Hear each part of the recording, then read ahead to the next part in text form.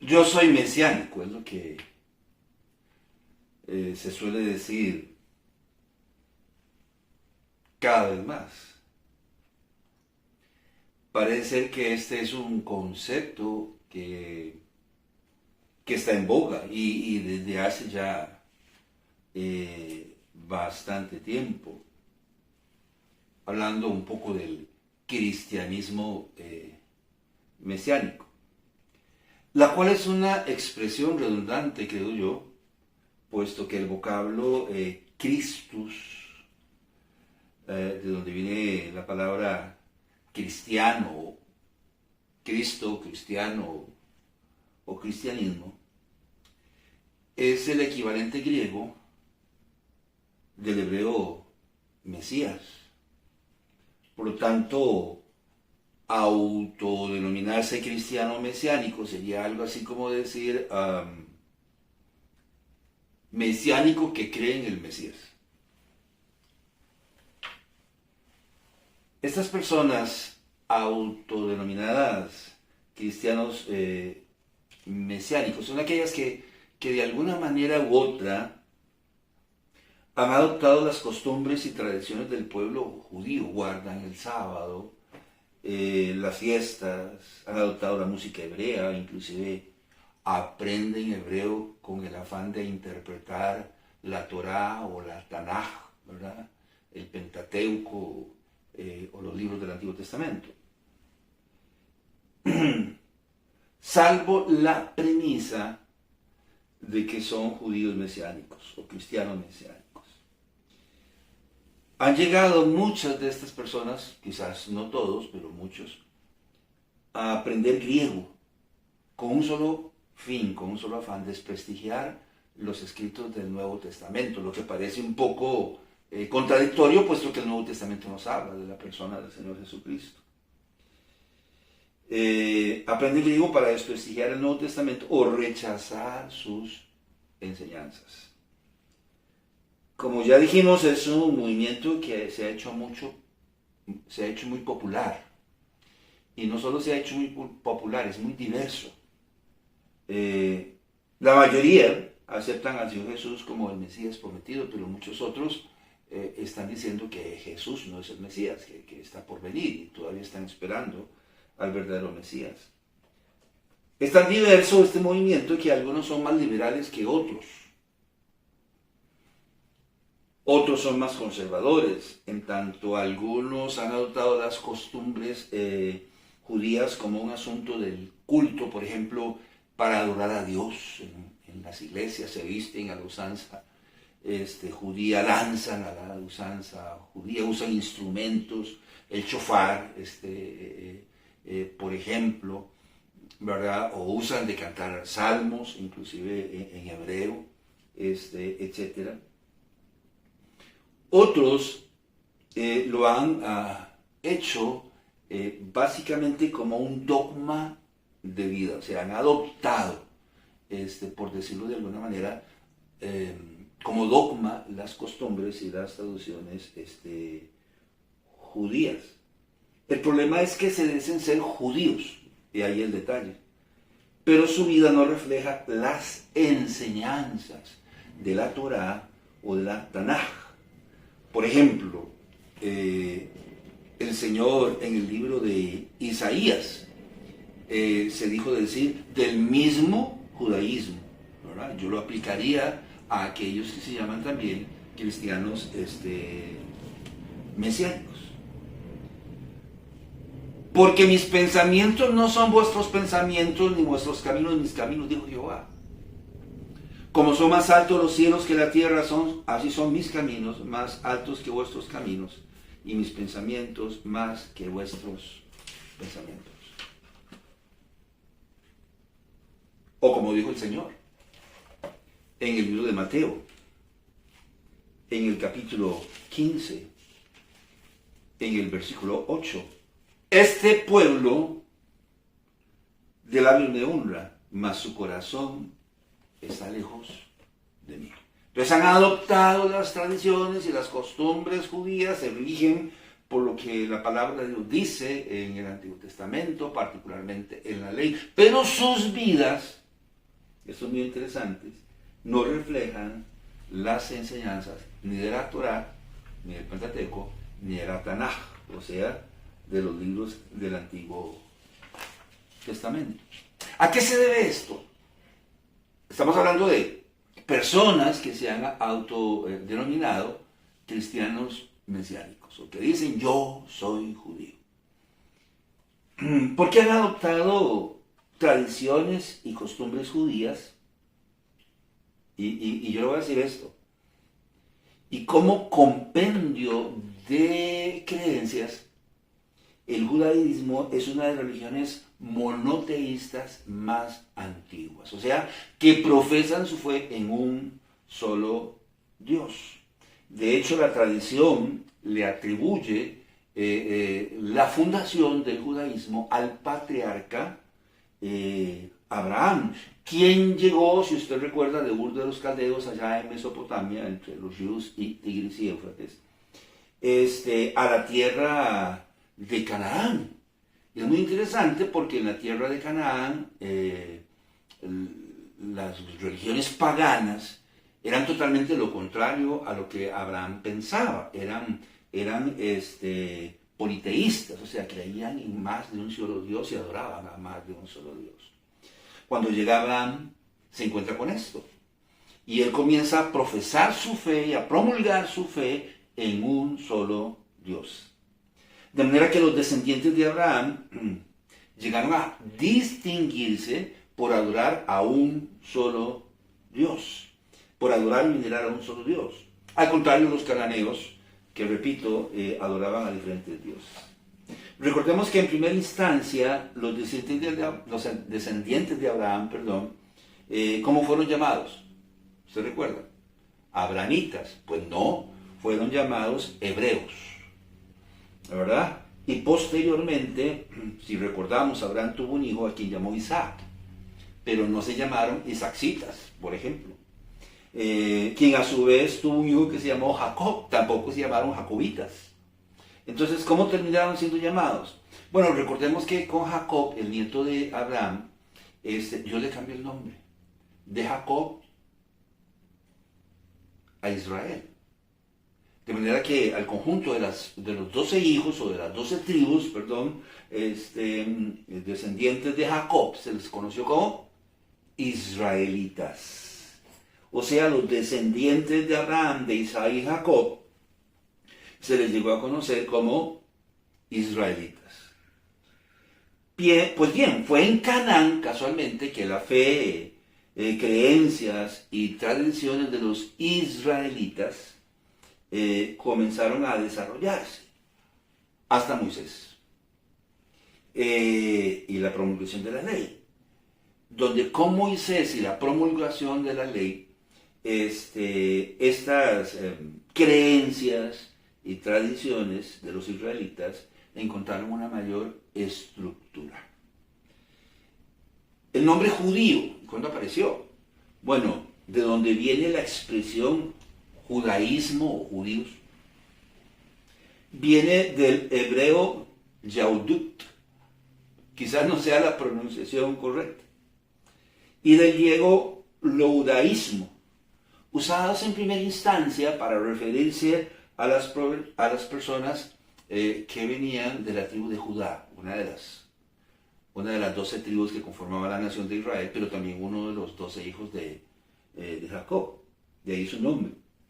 Entonces estas dos palabras, yaudut en hebreo y el griego laudaísmo, se usaron para referirse a las personas que provenían de la tribu de Judá, una de las 12 tribus que conformaban la nación de Israel, a quienes se les llegó a llamar judíos, a quienes se les llegó a llamar judíos, porque eran de la provincia o porque eran de la tribu de Judá, o de la región inclusive de Judá, o inclusive de la región de Judea. Entonces, judíos porque eran descendientes o de Judá, judíos porque venían de la región de Judá, o judíos porque venían de la región de Judea.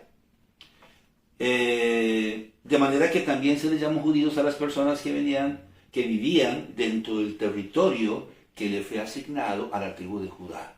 muchas veces sin distingo de su nacionalidad. Si vivían ahí, pues eran judíos. Es como decir ticos. Los ticos vivimos donde, en Costa Rica. Es una especie de que gentilicio, por decirlo de alguna manera. De modo que el Señor, me parece a mí, no fundó estrictamente una religión llamada judaísmo. Hay que tener cuidado con eso.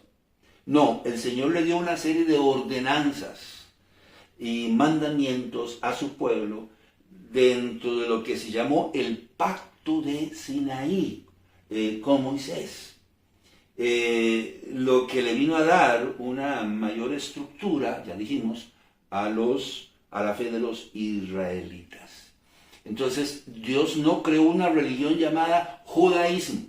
Dios creó un pueblo llamado Israel. Y a su pueblo le dio, repito, ordenanzas y mandamientos. ¿Qué fue lo que pasó?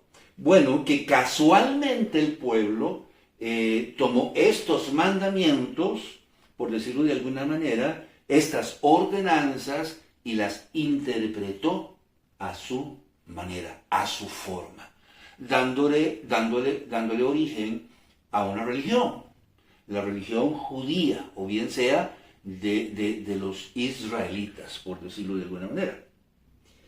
Quizás tendríamos que decir que fue después del cautiverio, si no antes, que el término judío se usó como sinónimo de israelita. Si recordamos, con la muerte de Salomón, el reino se había dividido en dos. El reino del norte, ¿verdad? Y el reino del sur. El reino del norte estaba conformado por 10 tribus y su capital era Samaria. Y estas personas, estas 10 tribus, por su desobediencia a Dios, fueron llevadas cautivas a Asiria. Y desde Asiria fueron dispersos a todas las naciones hasta el día de hoy. De ahí que se les conoce también, en términos generales, como las 10 tribus perdidas de Israel, o como las ovejas perdidas de la casa de Israel. ¿Por qué? Porque desde que fueron llevados cautivos a Siria y dispersos a todas las naciones, nunca regresaron a la tierra de Israel. Entonces, por eso se les llama las 10 tribus perdidas de Israel, o simple y sencillamente las ovejas perdidas de la casa de Israel. Mateo capítulo 15, versículo 24, algo dice el Señor al respecto. Él respondiendo dijo: no soy enviado sino a las ovejas perdidas de la casa de Israel, que han sido dispersas entre todas las naciones. Por otro lado, el reino del sur, ¿verdad?, estaba conformado por la tribu de Judá y la pequeña tribu de Benjamín. Estos fueron llevados cautivos muchos años después a Babilonia. Y quienes regresaron a Jerusalén después de 70 años de cautiverio. Entonces, el reino del norte no regresó, fueron dispersos entre las naciones. Quien regresó fue el reino del sur, ¿verdad? O sea, la tribu de Judá y Benjamín, después de 70 años de cautiverio. ¿Qué es lo que dice Jeremías? Bueno, Jeremías dijo algo al respecto. Dice: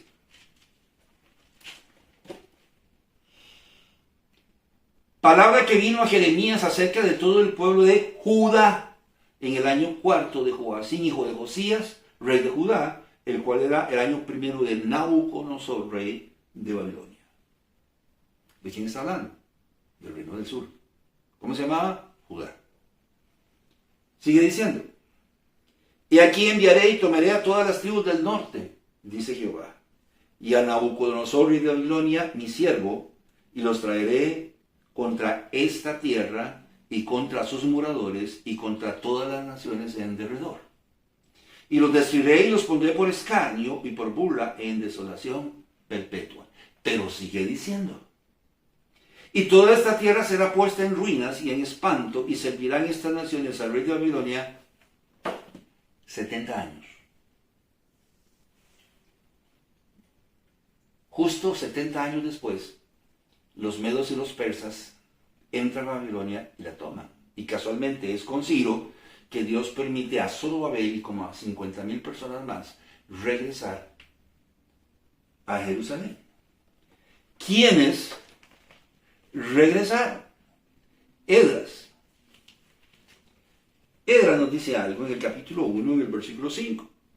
Entonces se levantaron los jefes de las casas paternas de Judá y de Benjamín, y los sacerdotes y levitas, todos aquellos cuyo espíritu despertó Dios, para subir a edificar la casa de Jehová, la cual está en Jerusalén.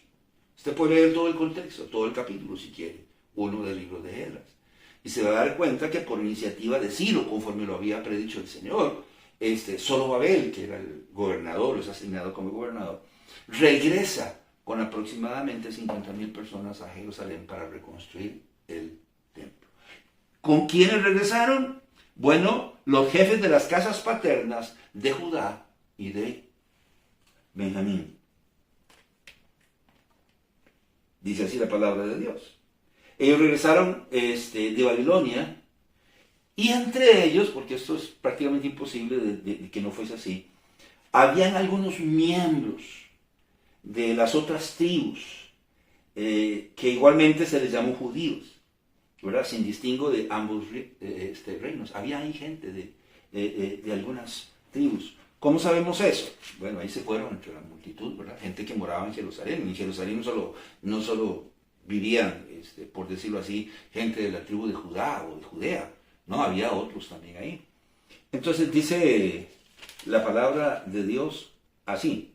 Estos son los hijos de la provincia que se unieron del cautiverio de aquellos que Nabucodonosor, rey de Babilonia, había llevado cautivos a Babilonia y que volvieron a Jerusalén y a Judá, cada uno a su ciudad, los cuales vinieron con Zorobabel, Yeshua, Nehemías, Seraías, Relaías, Mardoqueo, Bilsán, Mispar, Migbai, Rehum y Baana, el número de los varones del pueblo de Israel.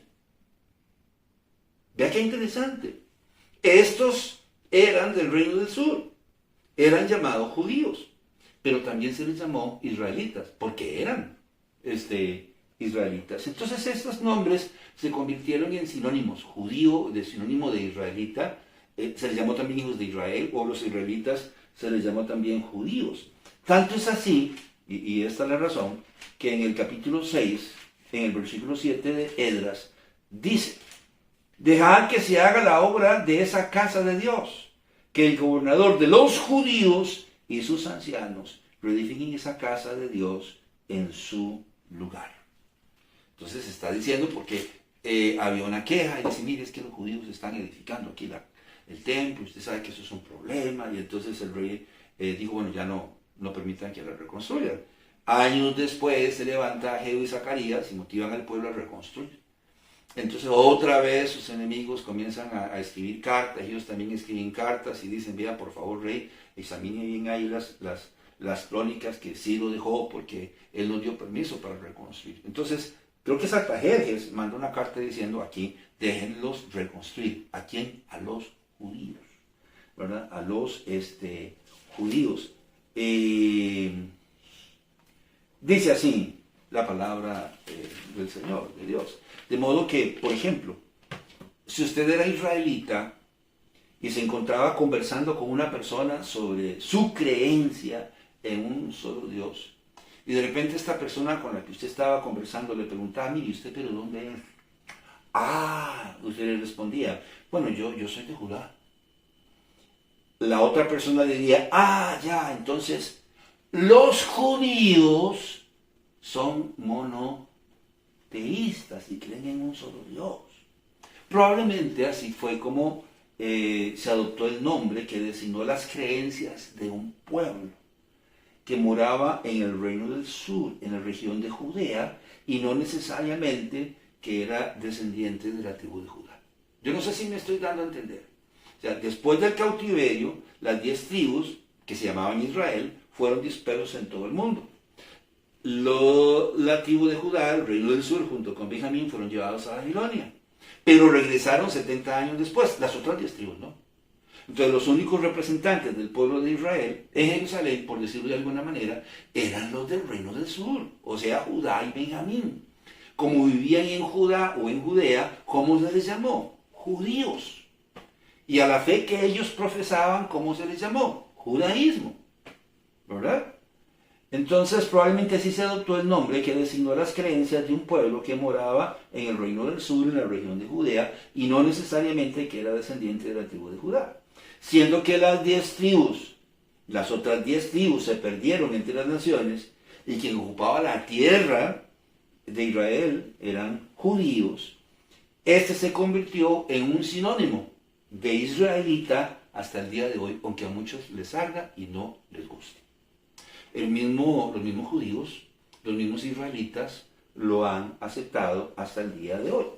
Entonces, ¿por qué les cuento esta historia? Bueno, porque el gran problema del pueblo judío o de la religión judía creada por ellos mismos es que Dios les dio normas y leyes y ellos decidieron interpretarlas a su manera, fragmentando así sus creencias y convirtiéndose en una religión conformada por diferentes líneas de pensamiento. O sea, si usted piensa en el judaísmo es una religión, pero está conformada por diferentes líneas de pensamiento, por diferentes escuelas, y muchos se contradicen los unos a los otros. Por ejemplo, en la época del Señor Jesús encontramos a los escribas, los primeros teólogos o maestros de la ley. Encontramos también a los fariseos, ¿verdad? Quienes formaron una escuela de pensamiento y se centraban en la ley escrita, ¿verdad?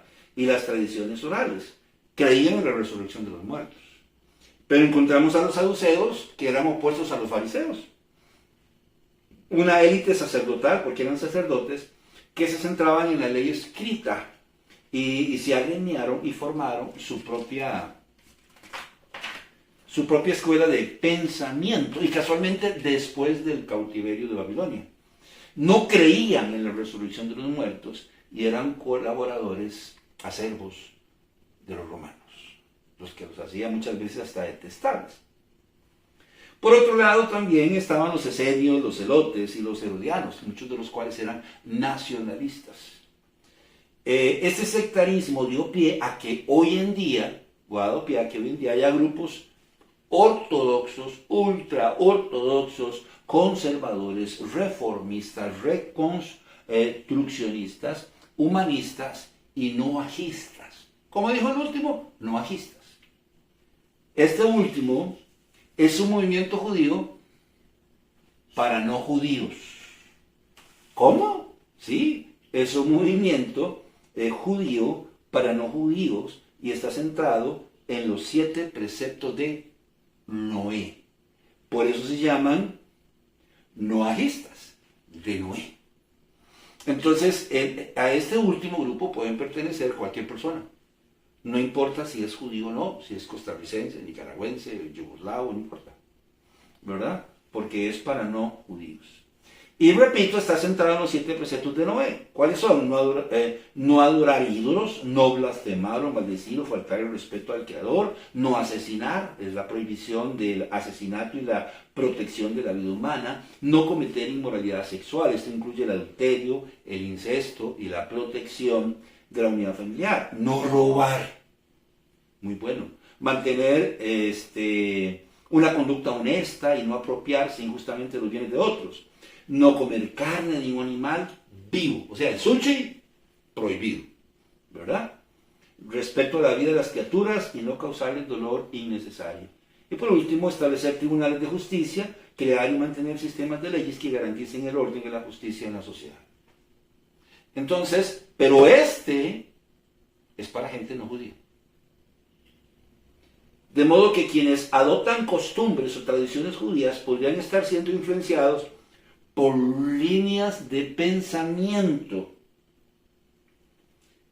que son determinadas por un rabino que a su vez procede de una de estas escuelas de pensamiento. ¿Qué estamos diciendo? Cuidado con adoptar costumbres judías. O sea, si usted está adoptando costumbres judías, ¿de quién las está adoptando?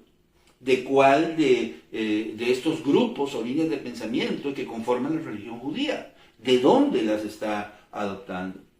O bien sea, hoy en día, el tipo de prácticas que las personas adoptan tocantes al judaísmo pueden ser adoptadas de cualquiera de estas líneas de pensamiento. puesto que el judaísmo no es uno solo. De modo que unos podrían ser más ortodoxos o exigentes, apegados al pie de la letra, entre comillas, a las Sagradas Escrituras, y podrían ser más exigentes. Otros podrían ser más liberales o más conservadores. De ahí que muchos deciden hacerse mesiánicos, me parece a mí, para optar vivir una vida acorde a sus preferencias, ya que todo está sujeto a la interpretación que cada grupo haga o que cada rabino haga, o de los pastores, o de los ancianos, o del color del cristal, con que puedan mirar las cosas. Entonces se puede reunir un grupo de personas que son judías y uno va a señalar al otro y va a decir que usted es ortodoxo.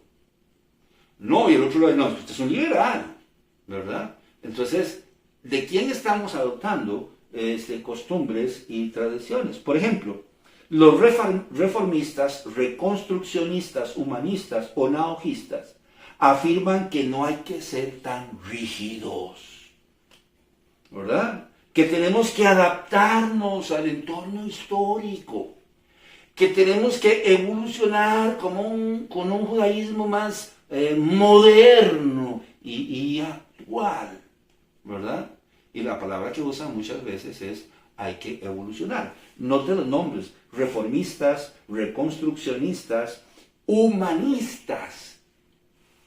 Uno de estos grupos, como los humanistas, aceptan a la comunidad LGBTI dentro de su organización.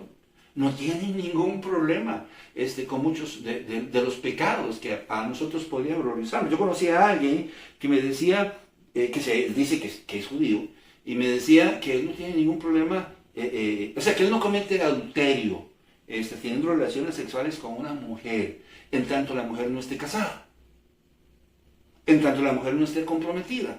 Y eso le da pie para estar inclusive hasta con una prostituta. Y eso no es pecado. Y él se llama a sí mismo judío, pero interpreta la palabra de Dios según su propia conveniencia o según la escuela rabínica de dónde viene o de quien le haya influido, ¿verdad? Entonces, conozco muchas personas así. Y como dije al principio, aprenden hebreo, aprenden griego, para simplemente torcer la palabra de Dios. ¿A qué dice? A su favor. Perdón, espero que usted no se enoje conmigo ni se resienta. Quizás no todos son así, pero muchos otros, sin saberlo, no saben de dónde viene la influencia que acaba de adoptar, o la línea de pensamiento que acaba de adoptar, o la costumbre, la tradición que acaba de adoptar. No tiene idea de dónde viene, pero vive de esa manera. De manera que dicen ser judíos, pero su vida no refleja las enseñanzas del Señor a su pueblo. El problema es que la verdad de Dios no es relativa. Por ejemplo, Dios dijo, sino como aquel que os llamó es santo, sed también vosotros santos en toda vuestra manera de vivir, porque escrito está, sed santos, porque yo soy santo. En 1 de Pedro, en el capítulo 1, en el versículo 15 al 16. ¿Va a ponerse usted a interpretar la palabra santo? Dice, porque escrito está en el libro de Levítico, en el capítulo 11, en el versículo 44 al 45, por ejemplo, está escrito. Pero en su contexto, está hablando de los animales que podían comer y de los animales que no podían comer. Y en 1 de Pedro, en el capítulo 1, el versículo 15 al 16, está diciendo, dice, sed también vosotros santos en toda vuestra manera de vivir. Nuestros pensamientos, nuestros actos, nuestra manera de vestir, nuestra manera de actuar, nuestra manera de proceder. O sea, está hablando de una vida, no solamente de un pensamiento, donde ser santo es vivir una vida separada de lo que a Dios no le agrada. Recuerda primera de Tesalonicenses capítulo 4, versículo 3. ¿Qué dice Pablo en primera de Tesalonicenses capítulo 4, en el versículo 3? Pues la voluntad de Dios es vuestra santificación, que os apartéis de fornicación.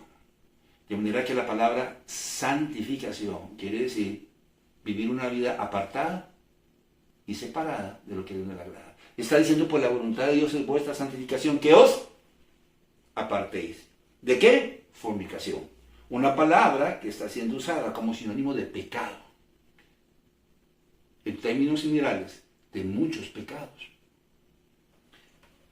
Y dice que debemos vivir vidas separadas del pecado o de lo que a Dios no le agrada.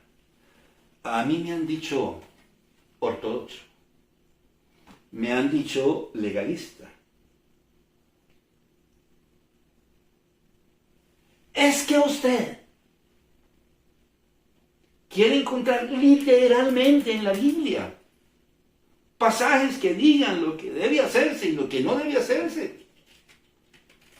Y yo me pregunto, bueno, pero no es lo que andamos buscando, que nos diga un abogado, un médico, un psiquiatra o un psicólogo cuando lo necesitamos. Que nos brinde una respuesta concisa a nuestros problemas. O cuando necesitamos que nos impartan justicia. Usted va donde el médico y el médico, mira, vamos a probar estas pastillitas anaranjadas. No sirvió, vamos, probemos las azules. No sirvió, probemos las amarillas. No, tampoco, las blancas, como dice. No, eso es mentira. Nosotros andamos buscando cuando consultamos a un profesional, un abogado, un juez,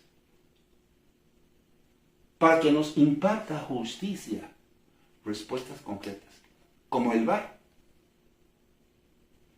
Un partido entre Liga Deportiva Alajuelense y Saprissa, creo que este sábado juegan, por cierto. Llegan los jugadores de la liga, los delanteros, al área de Saprissa. Hay una barrida. Y comienzan los liguistas, hasta la gente de la banca se para y se da ¡penal! ¡Penal! Faltan 5 minutos para que el partido termine y quien gane el partido va a ser campeón nacional. Entonces el técnico dice, el árbitro dice, hay que examinar el VAR. Él se va, mira la pantalla, ¿verdad? Le pasan la jugada de un lado, de otro lado, de una perspectiva, de otra perspectiva. Y creo que son 3 árbitros los que están en la cabina del VAR. Ellos están comunicándose con él. Y le dicen, mira, no, eso no fue penal.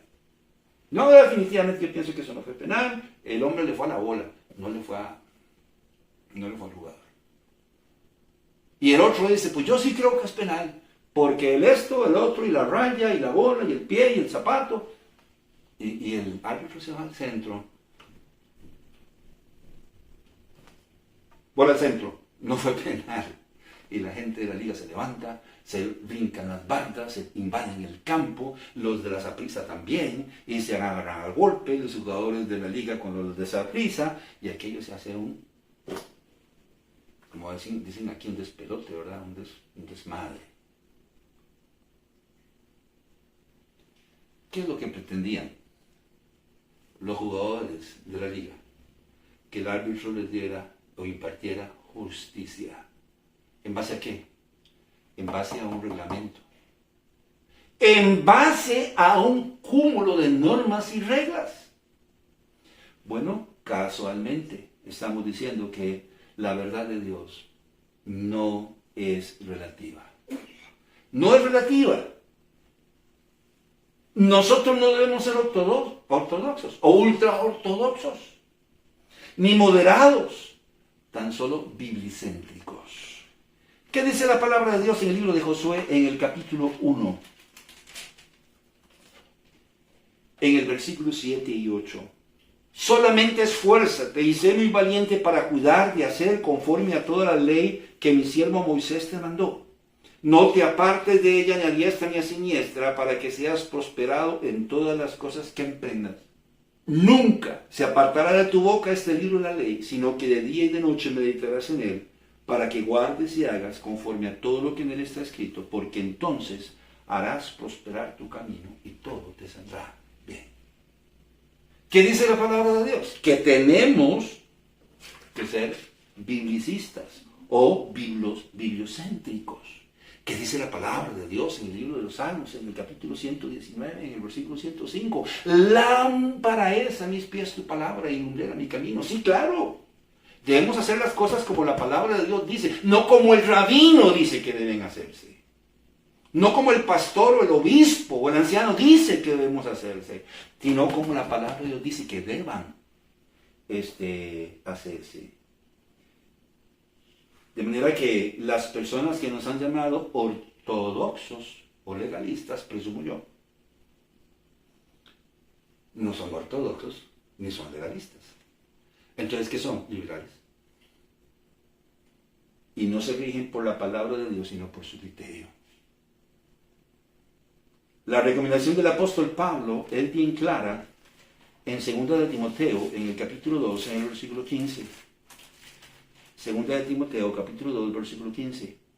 Procura con diligencia presentarte a Dios aprobado como obrero que no tiene de qué avergonzarse, que usa bien la palabra de verdad. Yo creo firmemente que debemos conocer bien lo que Dios quiere que hagamos o no.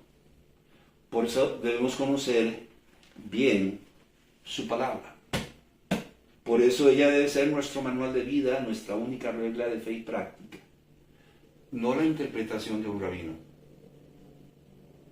o un doctor en teología. ¿Qué dice Deuteronomio capítulo 7, versículo 9?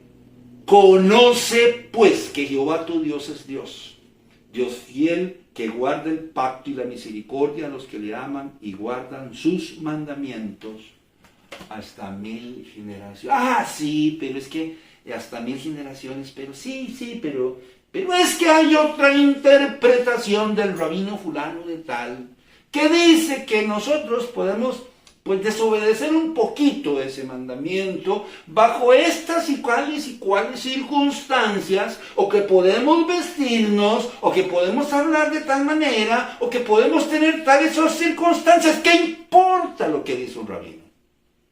Es lo que dice la palabra de Dios lo que importa. ¿Por qué tenemos que torcer la verdad clara de Dios? Cuando Él está diciendo, sed santos en toda vuestra manera de vivir. Punto. No me tuerza la palabra de Dios. Nuestras vidas deben estar centradas en la palabra de Dios, la cual debe ser creída y obedecida. ¿Sabe cómo se llama eso? Fe. Cuando usted cree lo que la palabra de Dios dice, eso es fe. Por lo tanto, la interpretación de las Sagradas Escrituras debe estar sujeta a principios de interpretación bíblicos y la guía del Espíritu Santo. Punto. No al entendimiento de nadie, sino a la aplicación de principios bíblicos y la guía del Espíritu Santo, no a preferencias o criterios humanistas encontrados. Escoger a criterio lo que queremos creer, torciendo las Sagradas Escrituras, se llama herejía, y la herejía nos lleva a la apostasía y a vivir como apóstatas, o sea, apartados de la verdad. Esto es muy interesante porque enseñando estos conceptos en un grupo de creyentes en una iglesia, una hermana se puso de pie y exclamó: entonces nosotros somos herejes.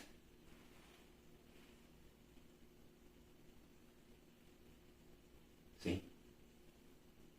Han pasado 5 o 6 años y la hermana que expresó eso sigue en la iglesia o en esa iglesia.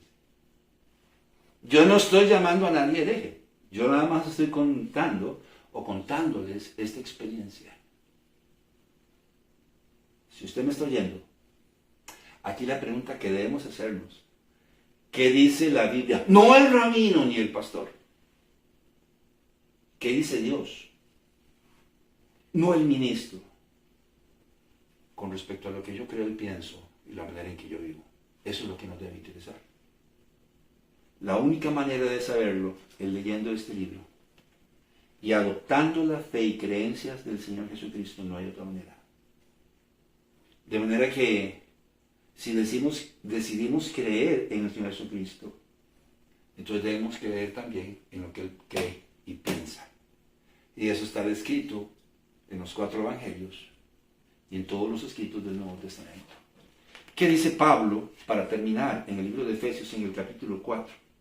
Él dice, y él mismo constituyó a unos apóstoles, a otros profetas, a otros evangelistas, a otros pastores y maestros, a fin de perfeccionar a los santos para la obra del ministerio, para la edificación del cuerpo de Cristo, hasta que todos lleguemos a la unidad de la fe y del conocimiento del Hijo de Dios, a un varón perfecto, a la medida de la estatura de la plenitud de Cristo. ¿Qué está diciendo? Que debemos conocer la palabra de Dios hasta que podamos creer y pensar como el Señor Jesucristo. Si tú quieres autodenominarte cristiano mesiánico o judío mesiánico, es tu problema, ¿verdad? No es necesario que tengamos que adoptar costumbres y tradiciones judías.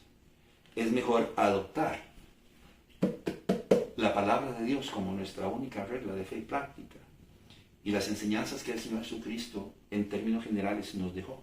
No estoy diciendo que hagan lado al Antiguo Testamento. No vamos a poder entender el Antiguo Testamento sin el Nuevo, y no vamos a entender el Nuevo sin el Antiguo. Pero no podemos nullificar las doctrinas, creencias y pensamientos del Señor Jesucristo por pretender vivir a nuestra manera. Mi nombre es Carlos Corrales. Que pase bien.